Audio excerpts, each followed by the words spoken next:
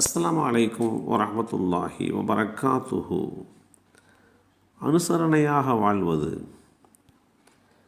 அல்லாஹுடைய தூதர் ஸல்லல்லாஹு அலைஹி வஸல்லம் அவர்கள் கூறினார்கள், விசுவாசிகள் ஒருவருக்கொருவர் துணை நிற்கும் விஷயத்தில் ஒரு கட்டடத்தை போன்றவர்களாவார்கள். கட்டடத்தின் ஒரு பகுதி மற்றொரு பகுதிக்கு வலுவூட்டுகிறது. இப்படி கூறும்போது அல்லாஹுடைய தூதர் ஸல்லல்லாஹு அலைஹி வஸல்லம் அவர்கள் தங்களின் கை விரல்களை ஒன்றோடொன்று கோர்த்து காண்பித்தார்கள். இந்த செய்தி அபூ மூஸல் அஷ்அரி ரலியல்லாஹு அன்ஹு அவர்கள் மூலமாக அறிவிக்கப்பட்டு ஸஹீஹுல் புகாரியிலே 2446 என்ற எண்ணிலே பதிவு செய்யப்பட்டிருக்கிறது. கட்டிடம் செங்கத்தாலும் கற்களாலும் உண்டானது. செங்கற்கள் அல்லது கற்கள் இவைகள் ஒன்றோடு ஒன்று இணைந்த நிலையிலே பல வகையிலே உறுதிப்பாட்டை ஏற்படுத்தி கொடுக்கிறது. நன்மைகளை செய்வது இன்றைய சூழலில் நம்முடைய வாழ்க்கையை அற்புதமானதாக ஆக்கிக் கொள்வதற்கான அரியதொரு வாய்ப்பு. நம்முடைய அன்றாட நாட்களில் நன்மைகளன்றி வெறுமையாக இருப்பதை விட நன்மைகளால் நிரம்பி இருப்பதாக ஆக்கிக் கொள்வதில் அதிக கவனம் செலுத்த வேண்டியது விசுவாசபூர்வமான இயல்பாகும். இதனுடைய நிலை என்ன என்பதை நாம் மறந்துவிடக்கூடாது. நமது வாழ்க்கையை மதிப்புமிக்கதாக ஆக்கிக்கொள்ளும் வழி முடிந்த பொழுதெல்லாம் நன்மைகளை செய்து விடுவதுதான்.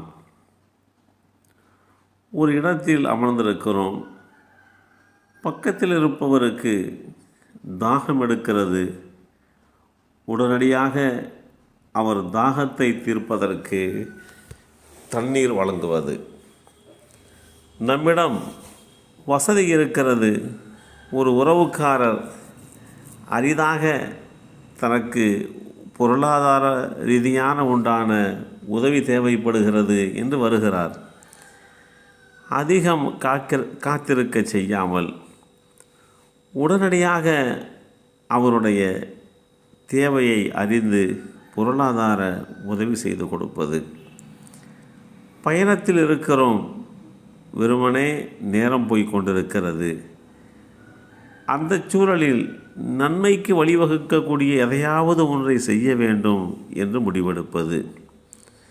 நன்மைக்கான வாய்ப்புகள் அரிதானவை, அதை உடனடியாக பயன்படுத்தி கொள்ள வேண்டும்.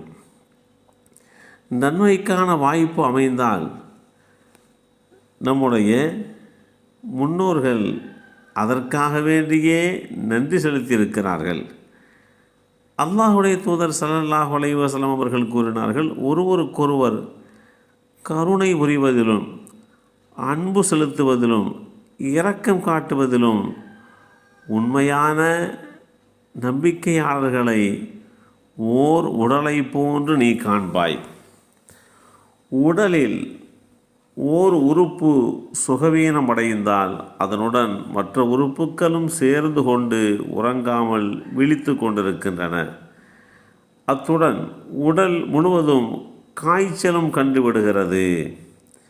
இந்த செய்தி நுஅமான் இப்னு பஷீர் ரலியல்லாஹு அன்ஹு அவர்கள் மூலமாக அறிவிக்கப்பட்டு ஸஹீஹுல் புகாரியிலே 6011 என்ற எண்ணிலே பதிவு செய்யப்பட்டிருக்கிறது. அல்லாஹுடைய தூதர் ஸல்லல்லாஹு அலைஹி வஸல்லம் அவர்கள் ஒருவருக்கொருவர் கருணை புரிந்து கொள்ளுங்கள், அது நன்மையானது. அன்பு செலுத்தி கொள்ளுங்கள், நன்மையானது. இரக்கம் காட்டிக்கொள்ளுங்கள், இதுவெல்லாம் உண்மையான விசுவாசிக்கு உண்டான நிலை என்பதையும் ஒரு விசுவாசி அவர் மற்றொருவருக்கு எல்லா வகையிலேயும் துணை நிற்க வேண்டும் என்கின்ற அம்சத்தையும் நெறிமுறைகளையும் இஸ்லாம் வழிகாட்டி தந்திருக்கிறது. எல்லாம் வல்ல அல்லாஹு தாலா பிறருக்கு எல்லா வகையிலேயும் அனுசரணையாக இருக்கக்கூடிய நல்லோர்களாக நம்மையும் நம் சந்ததிகளையும் ஆக்கி வைப்பானாக. அஸ்ஸலாமு அலைக்கும் வரஹ்மத்துல்லாஹி வபரகாத்துஹு.